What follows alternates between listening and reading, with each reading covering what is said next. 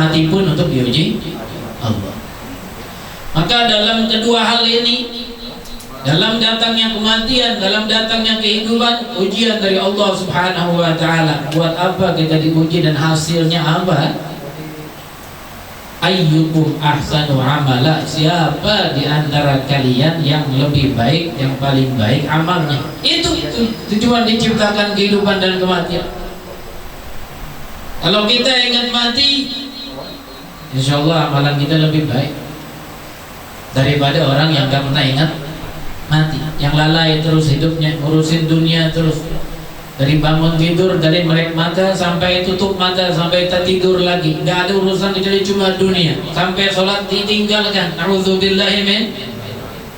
Kalau kita ingat mati, kita jaga itu sholat, karena ketika kita tahu kalau kita hidup hari ini sholat 5 waktu minimal kita jaga itu sholat, insya Allah kalau kita meninggal dalam keadaan husnul khatimah.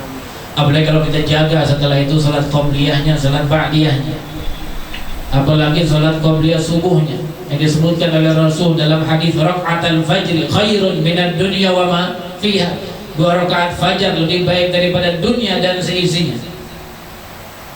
Apalagi kalau kita tambah di hari itu dengan ziarah silaturahim seperti yang dilakukan oleh kita saat ini di bulan Syawal, bulan silaturahim. Kalau kata orang Betawi dulu, puasanya sebulan, lebarannya sebulan. Kalau belum sebulan, belum habis lebaran, itu kue dan ngiter-ngiter kemana-mana. Ada seorang kiai saya dengar lagi ceramah, kue geplak itu disebut dengan kue bedandan.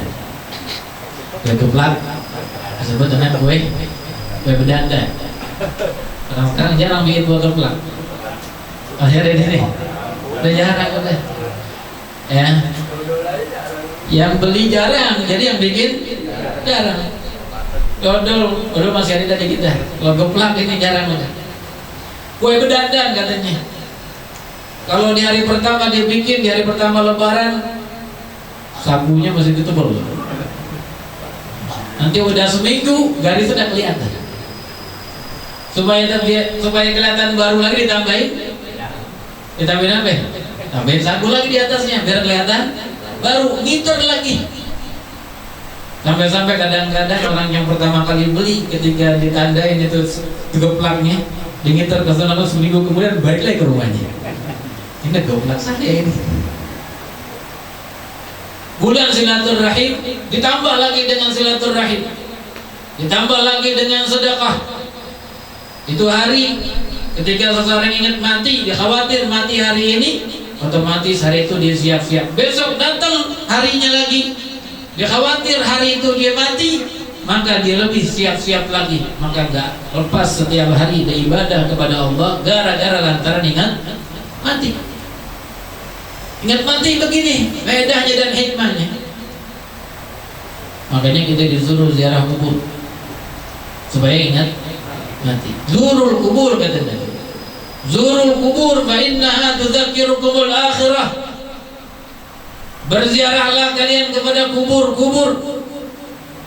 Sungguh ziarah kubur itu ngingetin kalian kepada akhirat. Pada akhirat, kepada kematian. Nabi gak cukup ngomong demikian, Nabi contohin para sahabatnya di ziarah kubur. Tiap hari Sabtu dia setiap bulan pergi ke Kuba ziarah. Hampir setiap malam pergi ke Baqi ziarah kubur sahabat-sahabatnya yang sudah wafat.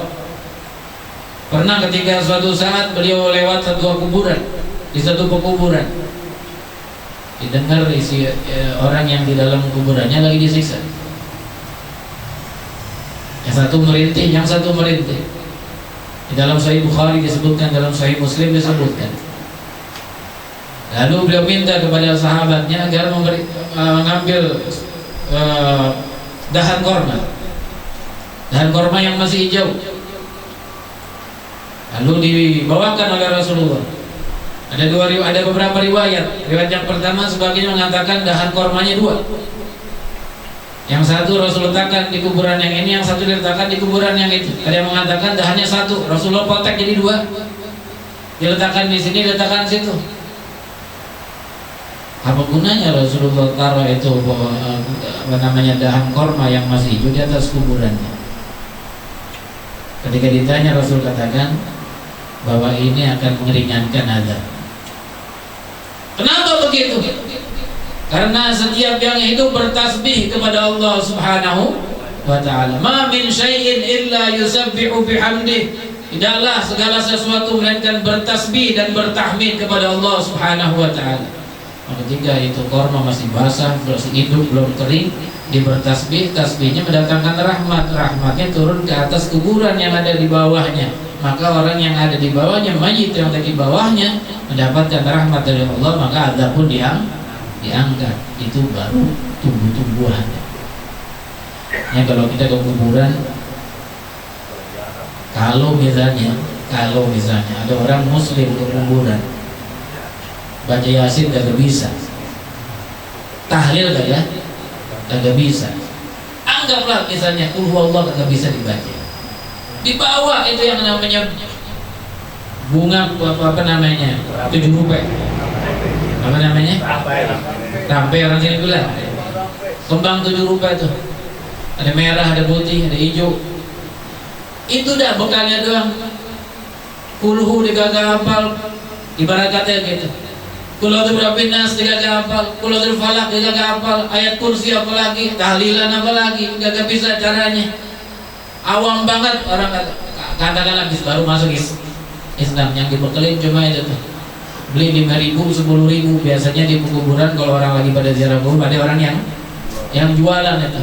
5.000, 10.000 dia beli dibekelin ke kubur orang tuanya. Ditaburin di atas kuburan orang tuanya.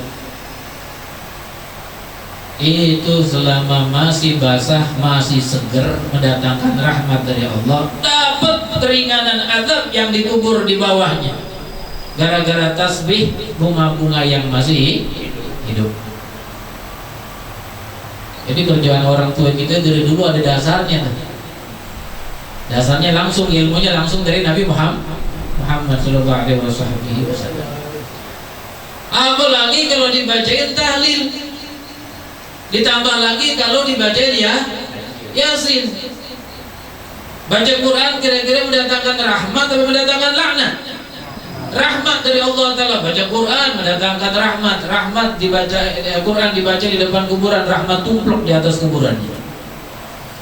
Itulah beruntungnya kalau orang ngajarin anak waktu dia masih hidup tentang agama, tentang cara tahlil, tentang cara ziarah, tentang berbakti sama orang tua, sehingga ketika dia wafat anaknya pada ziarah, pada bacain Yasin, pada bacain tahlil di atas kuburannya, datang rahmat dari anak-anak.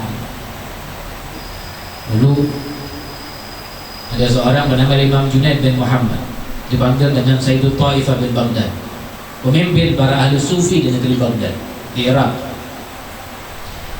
Mimpi di malam hari, mimpi di dalam mimpinya beliau melihat ada orang seakan-akan bangkit dari kuburnya, seakan-akan kiamat sudah terjadi. Dilihat itu arwah-arwah kemudian berlari ke suatu tempat. Lalu dilihat ada satu orang yang gak lari seperti orang-orang yang lainnya. Deketin orang itu. Nanti kenapa gak lari seperti yang lain ke sana? Gak perlu katanya. Lalu tanya mau ngapain itu orang-orang pada ke sana? Itu mereka pada ngerebutin pahala-pahala kiriman kaum muslimin muslimah secara umum. Kalau kita lagi baca tahlil atau kita berdoa, selalu di akhirnya kita katakan wal muslimina wal muslimat wal mu'minina wal mu'minat. Itu secara umum hadiah arwah, hadiah pahala untuk arwah-arwah secara umum. Ini roh-roh pada kabur, pada lari ke satu tempat, berebutan ngambil bagiannya itu. Lalu di orang ini yang satu ini, roh yang satu ini gak lari seperti yang lain. Jadi kenapa gak lari seperti mereka? Karena udah cukup. Cukup dari apa? Anak punya anak yang masih hidup, kata dia. Anak-anak setiap hari baca Al-Quran dan mengkhatamkan Al-Quran tiap hari. Bayangin, tiap hari khatamin Al-Quran. Orangnya hafal Quran ini anak. Setiap hari setelah kau dihatamkan Al-Quran, dihadiahkan pahalanya buat saya. Maka saya gak perlu kejar berebutan pahala kayak mereka. Alhamdulillah, ada bagian dari anaknya dikirimin tiap hari. Lalu bangun Imam Junaid bin Muhammad dari mimpinya. Dia pengen buktiin ini mimpi, sekedar mimpi apa beneran ini. Waktu di dalam tidurnya ditanya itu orang, emang anak ente di mana? Anak-anak yang kerja di pedagang di satu pasar di Baghdad, Irak. Kemudian dibangun dari mimpinya, kemudian ditanya, dia datang ke pasar, tanya tentang anak muda yang berjualan usianya sekitar ciri-cirinya begini. Karena ditanya waktu dia mimpi di dalam mimpinya ditanya orang tuanya begini ceritanya. Ciri-ciri dikasih tahu, dagangannya apa dikasih tahu. Lalu dia ketemu dengan seorang anak muda sedang menjajakan dagangannya sambil menunggu pelanggan yang datang, mulutnya gak berhenti. Lalu didekatin, ucapkan salam, assalamualaikum, waalaikumsalam warahmatullahi wabarakatuh. Potong diputusin bacaannya, kemudian dia balas salam. Lalu kenalan dengan anak muda ini. Kemudian akhirnya beliau tanya, anda lihat dari jauh mulut gak pernah berhenti, baca apa? Katanya baca Al-Quran. Buat apa dia baca Al-Quran? Anda punya Al-Quran, Anda hadiahkan pahalanya buat orang tua yang telah wafat. Dan setiap hari Anda baca Al-Quran satu khatam, satu hari. Oh ternyata mimpinya bukan mimpi kosong, bukan cuma bunga mimpi. Ada orangnya di pasar, dan ada orang tuanya benar yang sudah meninggal. Lalu beliau pulang. Selang berapa lama dari kejadian itu, di malam hari beliau mimpi lagi Imam Junaid bin Muhammad. Mimpi seperti mimpi pertama, orang-orang bangkit dari alam kubur, kemudian pada lari ke suatu tempat mengejar sesuatu. Dan jadi orang yang dulunya gak lari ikut mereka, ternyata sekarang ikut lari. Dipanggil oleh Imam Junaid bin Muhammad. Tuan, bentar. Kenapa ente sekarang ikut lari? Ikutin mereka. Dulu ente nggak ikutin lari. Gak ngejar-ngejar sesuatu bersama mereka. Duduk anteng di sini. Lalu kata orang tuanya, iya kan dulu ada bilang orang, anda sudah cukup dapat kiriman pahala dari anak-anak yang masih hidup. Sekarang anaknya udah meninggal. Anaknya udah meninggal. Bangun dari tidurnya. Yang bukti ini benar kan anaknya meninggal. Lalu didatang ke tempat di mana itu anak muda berdagang. Ternyata dagangannya sepi, nggak ada orang yang jaga, tokonya tuh tutup. Dia tanya ke sebelahnya, ke pedagang sebelah. Mau tanya itu pedagang anak muda itu mana orangnya? Kok nggak kelihatan ini hari? Kata pedagang sebelahnya, Tuhan nggak tahu apa yang terjadi. Nggak ada kabar. Orangnya meninggal, baru meninggal tadi pagi. Oh kalau gitu hanya harus takziah. Maka dia takziah ke rumahnya, setelah tanya-tanya di mana rumahnya, didapatkan benar ternyata anak beliau sudah meninggal. Memang sekedar mimpi yang dilihat oleh seorang saleh yang bernama Imam Junaid bin Muhammad. Tapi mimpi para aulia, mimpi para aulia mendekati kebenaran dibanding mimpi orang-orang biasa. Dan beliau buktikan sendiri mimpinya benar, bukan sebuah omong kosong atau mimpi kosong atau cuma bunga tidur yang dilihat oleh kebanyakan orang, yang dibaca oleh seseorang dan dihadiahkan kepada orang yang telah wafat sampai pahalanya ke dalam kubur. Apalagi dibacanya di depan kuburannya. Allah Ta'ala jadikan kematian ini ujian dari Allah Ta'ala, dan kehidupan pun ujian. Ulama-ulama kita ketika paham betul tentang kehidupan ini ujian, mereka tahu bagaimana harganya dan nilainya sebuah waktu. Tadi yang bisa kita nyebutin kayaknya cepet banget, baru kemarin haul, sekarang udah haul. Begitu zaman kita, dan itu alamatus sa'ah, tandanya dekat kiamat, taqarubus sa'ah. Waktu itu sempit, waktu itu didekatkan oleh Allah. Orang dulu bilang misalnya kalau satu hari 24 jam, dulu kita dari pagi sampai zuhur bisa ngerjain ini, bisa ngerjain itu, bisa ngerjain ini, bisa ngerjain itu. Sekarang dari pagi sampai zuhur, baru ngerjain itu udah zuhur. Betul nggak? Tapi zuhur lagi belum ngapa-ngapain udah asar. Belum ngapa-ngapain udah maghrib. Ngaji antara maghrib dan isya sana kayak cepet banget. Guru yang ngajar habis maghrib di masjid musola, baru banget kayaknya buka kitab, tiba-tiba udah azan isya. Waktu semakin dekat, waktu semakin cepat, tanda dekatnya hari kiamat. Begitu kata Sayyidina Muhammad sallallahu alaihi wasallam. Ketika para ulama tahu harganya waktu ini yang udah apalagi semakin cepat perginya dan datangnya, mereka berlomba-lomba nggak menyia-nyiakan waktu yang dikasih Allah. Dan waktu yang diberikan Allah Ta'ala adalah umur kita ini. Saya dengar suami almarhum umurnya panjang, 85 tahun. Masya Allah, alhamdulillah. Gimana? Mudah-mudahan barokah. Mudah-mudahan Allah Ta'ala kasih, Allah jaga umurnya, Allah Ta'ala berikan kesemangat dalam ibadah terus. Amin ya rabbal alamin. Dan kita mudah-mudahan kita kasih kesehatan walafiat, barokah umur kita, barokah segala yang Allah berikan kepada kita. Para ulama ketika tahu ini umur singkat dan nilainya nggak bisa tergantikan, maka mereka perhatian terhadap waktu yang datang dan pergi. Imam Syafi'i mengatakan di dalam sebuah makalahnya, kalau Allah Ta'ala nggak turunkan ayat di dalam Al-Quran dan surat di dalam Al-Quran kecuali surat Al-Asr, niscaya cukup semuanya, nggak perlu yang lain. Kata Imam Syafi'i itu, bukan kata saya. Kalau wal asri innal insana lafi khusrin illa alladziina amanu wa 'amilus salihati wa tawasaw bil haqqi wa tawasaw bis sabr. Kalau cuma itu yang Allah turunkan kepada Nabi Muhammad, gak ada lain lagi yang surat-surat lain, ayat-ayat lain gak diturunkan yang 113 ayat surat. Cuma surat wal asri yang diturunkan Allah, kata Imam Syafi'i cukup.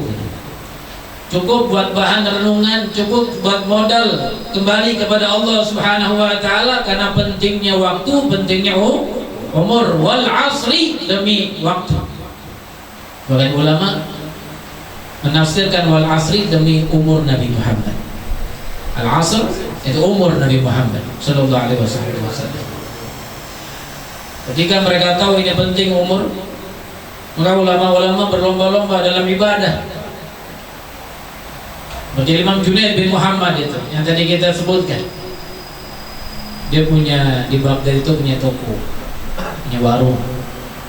Kalau bahasa Betawi dulu warung itu ada jeblagannya. Sekarang nggak ada warung jeblagan. Masih ada warung jeblagan sekarang? Nggak ada, repot lagi. Ambil papan atau lagi, ambil lagi, atau lagi. Sekarang udah pakai apa namanya? Rolling door, tinggal buka seret ke atas jadi buka ada warung. Dulu pakai dibelangkan, kalau hilang di bagian atau repot udah, bolong dan punya warungnya. Imam Junaid bin Muhammad punya toko di pasar di Baghdad. Dia orang alim, orang soleh, tapi dagang juga, ikhtiar buat cari rezeki. Tiap hari dia datang ke pasar pagi buat cari nafkah buat dirinya dan keluarganya. Tapi yang membedakan beliau dengan pedagang-pedagang yang lain adalah satu hal. Apa itu? Kalau beliau udah masuk ke dalam tokonya itu, ibarat kata yang udah buka pintu, di belakangnya belum dibuka dulu. Udah masuk ke dalam warung, ke dalam toko, rolling door-nya belum dibuka semua. Ditutup dulu tujuh belakang, biar ditutup tujuh belakang dulu. Biar tutup tuh rolling door dulu, dimasuk ke dalam dari pintu tempat bukaan. Kemudian di ngapain di dalam sebelum dibuka itu semua rolling door diterima pedagang sama pembeli yang mau datang. Sebelum itu semuanya dengan sholat. Rupanya beliau bukan sholat di masjid dan musola doang, bukan sholat di rumah tempat sholatnya doang, tapi bahkan di warungnya dia sholat.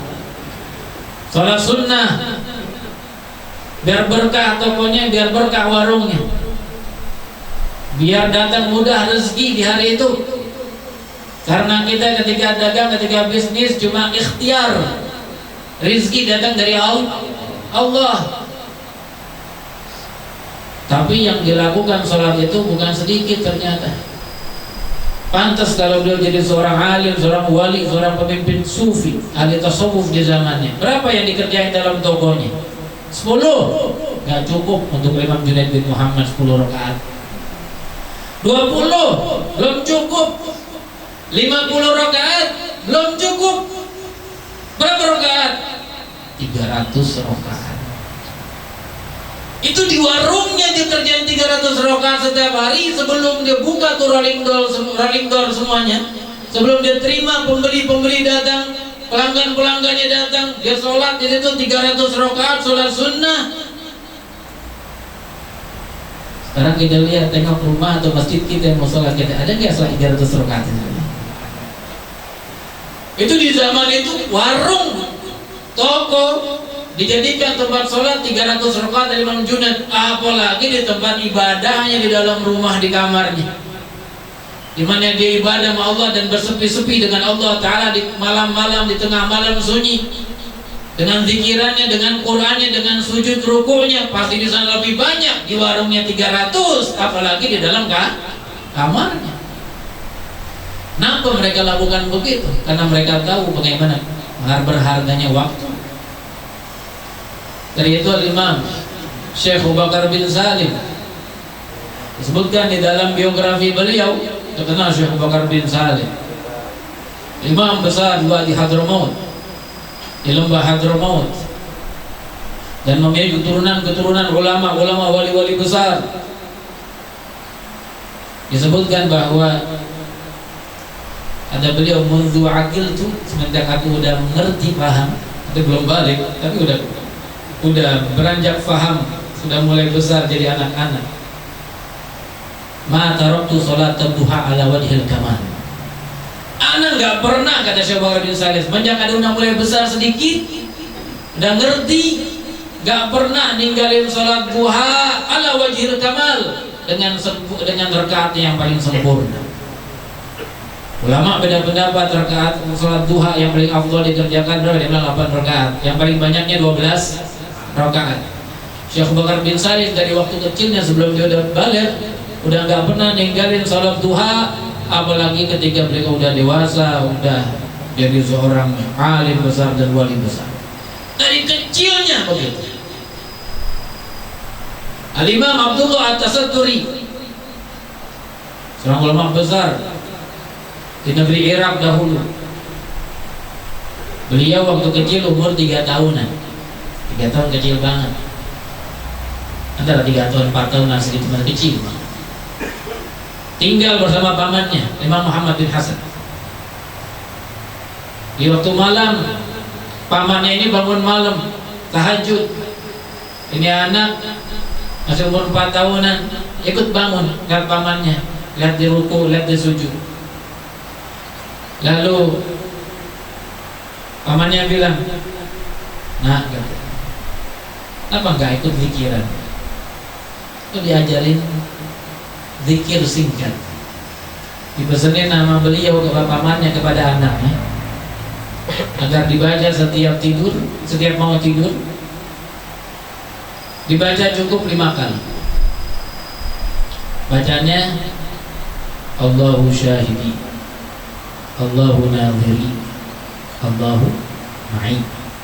Kalimat singkat. Allahu syahidi, Allahu nadhiri, Allahu ma'i. Allah syahidi, Allah yang maha menyaksikanku. Allahu nadhiri, Allah yang maha melihatku.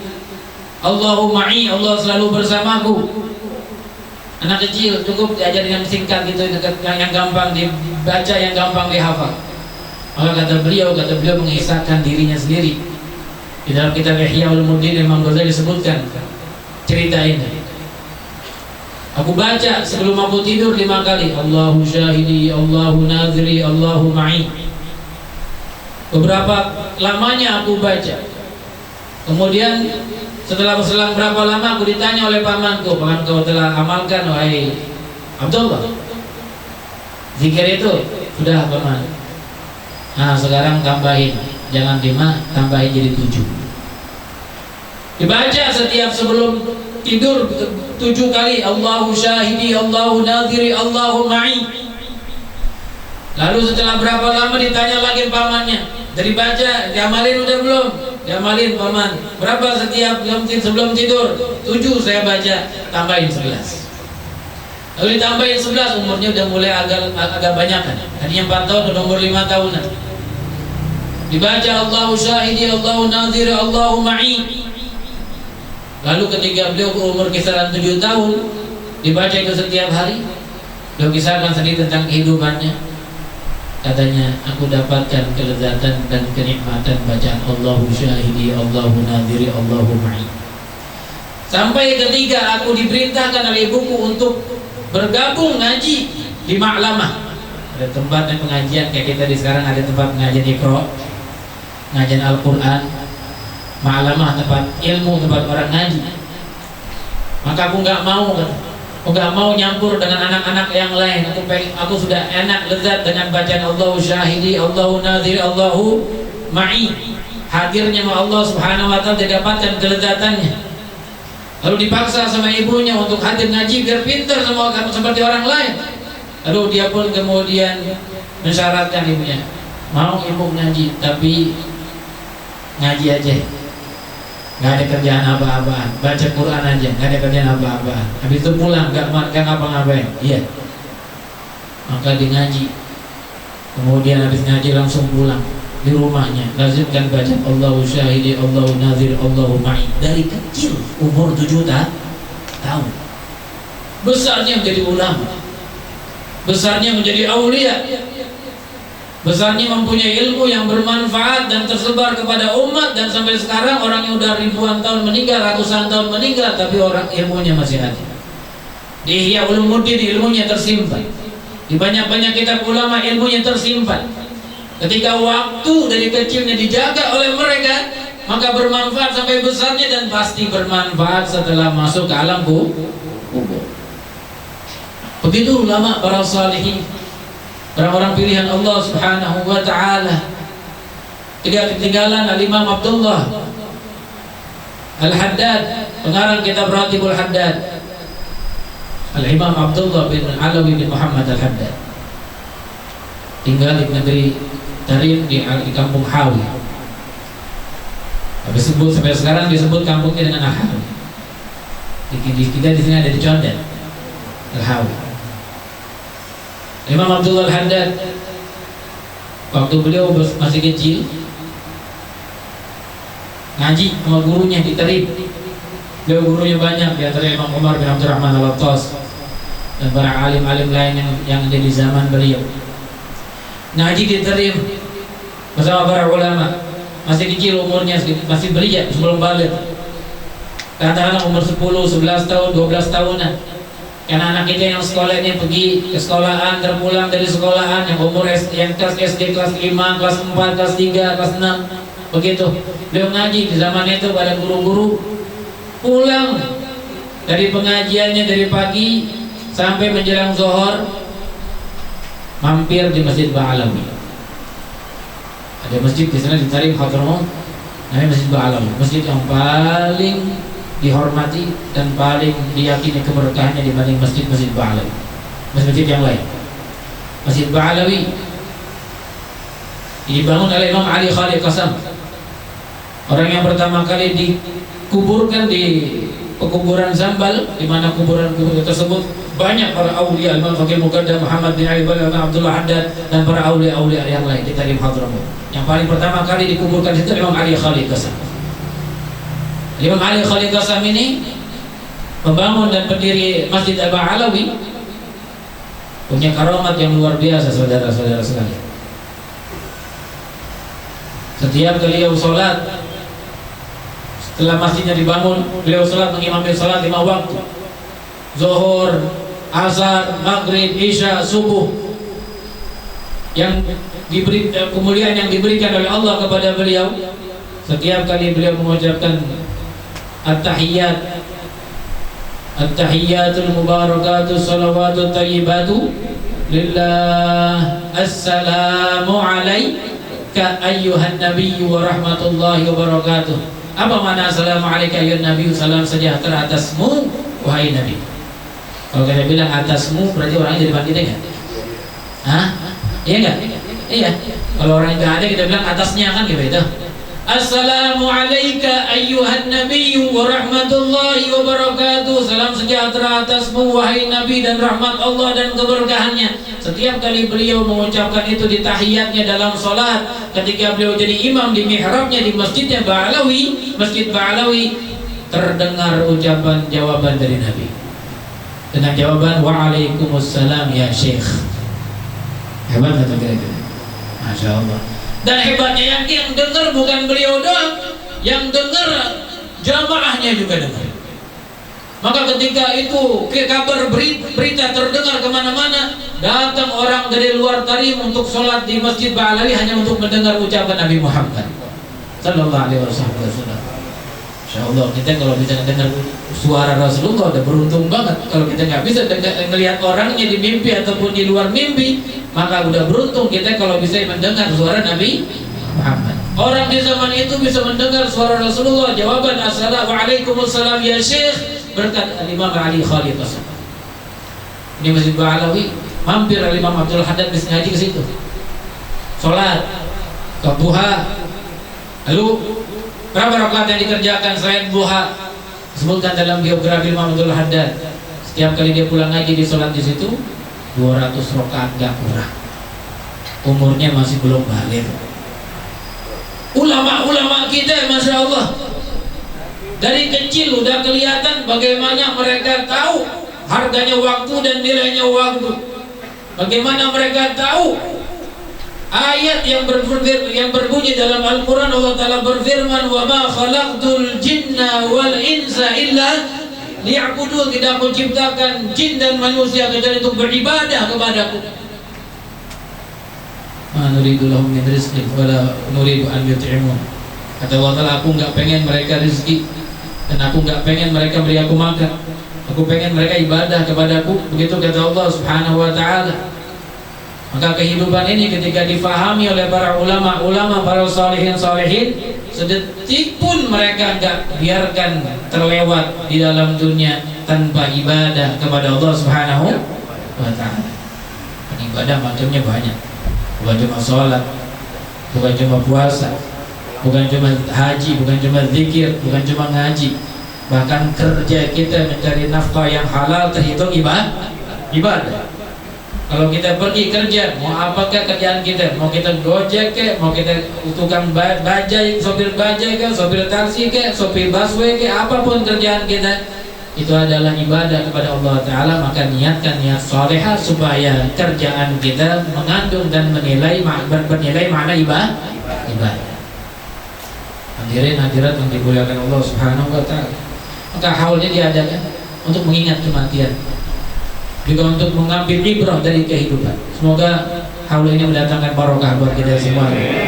Haul ini mendatangkan rahmat buat kita semuanya. Dan terkhusus untuk almarhum al-maghfur laha Hajah Rosadah binti Haji Sarbini, semoga Allah Ta'ala limpahkan kuburnya rahmat, Allah Ta'ala limpahkan kuburnya maghfirah, Allah Ta'ala angkat derajatnya di sisi Allah Subhanahu wa Ta'ala, ditempatkan di surga Firdausil A'la bersama para khiyarul ummah, para salihin, para siddiqin, para muqarrabin. Ya Rabbana ya Rahim, wafatkan kami ketika wafat dalam husnul khatimah, dan hidupkan kami dalam kehidupan ini dalam barakah. Jadikan amal kami makbulan di sisi-Mu ya Rabb, terkabulkan di hadapan-Mu ya Rabb, diterima di sisi-Mu ya Rabb, terlimpahkan dari-Mu pahala yang berlimpah ya Rabbana ya Rahim. Dan kumpulan kami di malam hari ini ya Rabbi, jangan Kau kumpulkan kami hanya di dunia, tapi kumpulkan kami di alamul akhirat, di tempat terbaik di sisi-Mu dalam surga-Mu ya Rabbana ya Arhamar Rahimin. Allahumma hdina fiman hadait, wa afina fiman afait, wa tawallana fiman tawallait, barik lana fima a'tait, wa qina birahmatika syarra ma qadait.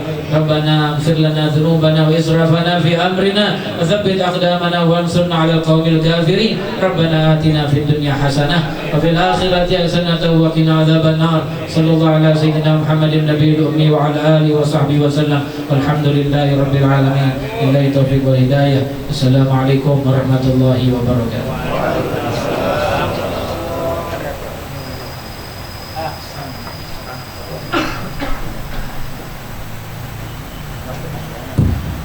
Alhamdulillah, alhamdulillah wa syukurillah.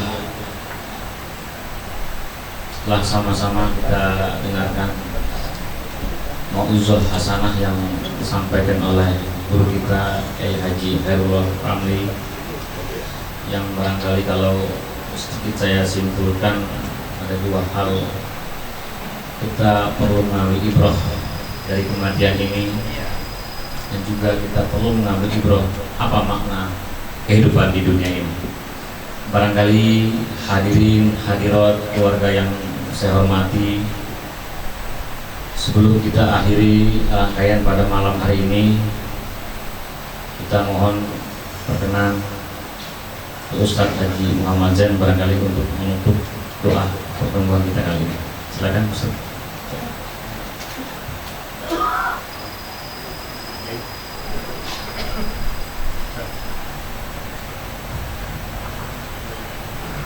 Assalamualaikum warahmatullahi wabarakatuh. Sallallahu ta'ala saadatina sahabi Rasulullah ajma'in. Bismillahirrahmanirrahim. Alhamdulillahi rabbil alamin. Ni'mahu wa yukabiru mazidah. Ya Rabbana lakal hamdu lillahi bi jalali wajhikal karim wa li'udhimi sultanik. Subhanaka la nu'jizu 'alaika kama athnayta 'ala nafsik. Falakal hamdu hatta tarda wa lakal hamdu idza radit wa lakal hamdu ba'da ridha. Allahumma shalli wa sallim ala sayyidina Muhammad wa ala ali sayyidina Muhammad. Salatan tubtana bi rizqi wa taysir wa tuqdiru wa ta'sir. Takunu lana biha ya wa nasir. Allahumma yassir lana umurana wa asrif maqasidana wa qdi hawaijana min hawaijid diniyya wad dunyawiyya wal ukhrawiyya al hissiyya wal ma'nawiyya al-zahira wal khafiyya bi jahi khairil bariyya ma'a rahali qulubina wa abdanina wassalamah wal afiyah fi dinina wa dunyana birahmatika ya arhamar rahimin. Allahumma zidna wa la tanqusna wa akrimna wa la tuhinna wa atina wa la tahrimna wa athirna wa la tu'thir alaina wa ardina wa ardu anna ya muhawwil al-ahwal حول حالنا وحال أولادنا بناتنا أزواجنا وذريتنا وتلاميذنا وتلميذاتنا خصوصا حال صاحب البيت الحسن الحال بحولك وقوتك يا عزيز يا مبطال يا قوي متعال وبحق فاطمة وأبيها وبعلها وبنيها علينا ولأولادنا بناتنا أزواجنا وذرياتنا وتلاميذنا وتلميذاتنا وفتوح العارفين وفقهنا وإياهم في الدين وعلمنا وإياهم التأويل واهدنا وإياهم سواء السبيل برحمتك